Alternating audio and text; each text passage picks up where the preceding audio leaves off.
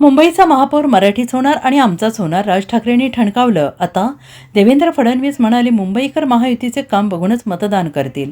मुंबईचा महापौर मराठीच होणार आणि तो आमचा होणार, असा विश्वास मनसे प्रमुख राज ठाकरे यांनी व्यक्त केला होता.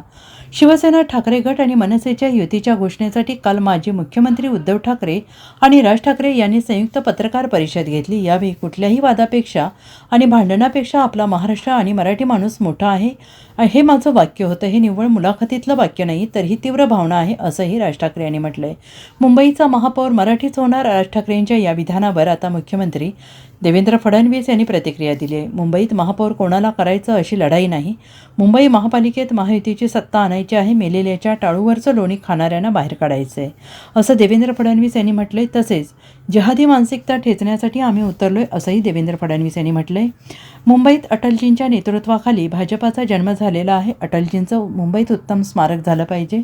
कोणाला महापौर बनवण्यासाठी लढाई नाही, मुंबईकरांची लढाई आहे, असं देवेंद्र फडणवीस यांनी स्पष्ट केलं. कुठल्याही एखाद्या पक्षाला निवडणुकीत आपले अस्तित्व टिकवायला जे काही करावं लागतं तेच हे दोन्ही पक्ष करत आहेत.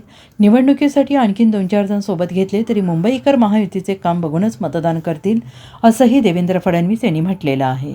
ज्या प्रकारे या मंडळींनी सातत्यानं मुंबईकरांचा विश्वासघात केला आहे, मराठी माणसाला मुंबईबाहेर घालवण्याचे काम केलं आहे आणि पाप केलं आहे, त्यामुळे मराठी माणूस यांच्यासोबत नाही, मुंबईत यांच्यासोबत यायला कोणी तयार नाही. यांचा ट्रॅक रेकॉर्ड केवळ भ्रष्टाचार आणि स्वहिताचा राहिलेला आहे. केवळ निवडणुका जवळ आल्या की भावनिक बोलायचं, पण जनता आता या भावनिक बोलण्याला भुलणारी नाही, असंही देवेंद्र फडणवीस यांनी म्हटलेलं आहे. याच मुंबईमध्ये अटलजींनी भारतीय जनता पक्षाचा जन्म या ठिकाणी घातलेला आहे. अटलजींच्या नेतृत्वात भारतीय जनता पक्ष जन्माला आलेला आहे. आणि जरी आम्ही अटल सेतू तयार केला असला तरी अटलजींचं एक उत्तम अशा प्रकारचं स्मारक या मुंबईमध्ये झालं पाहिजे, अशा प्रकारची आमची इच्छा आहे आणि निश्चित पुढच्या काळामध्ये आपण ते देखील पूर्ण करू. आज या निमित्ताने जी सुरुवात अटलजींनी केली, आज आपल्याला पुन्हा एकदा या मुंबईच्या महानगरपालिकेमध्ये महायुतीची सत्ता आणून अंधेरा छटेगा, सूरज निकलेगा, कमल खिलेगा हे दाखवायचं. आम्ही कोणाला महापौर बनवण्याकरता या ठिकाणी ही लढाई लढत नाहीये. एखादा महापौर बनला नाही बनला याने काही फरक पडत नाही. आमची लढाई ही मुंबईकरांची लढाई आहे.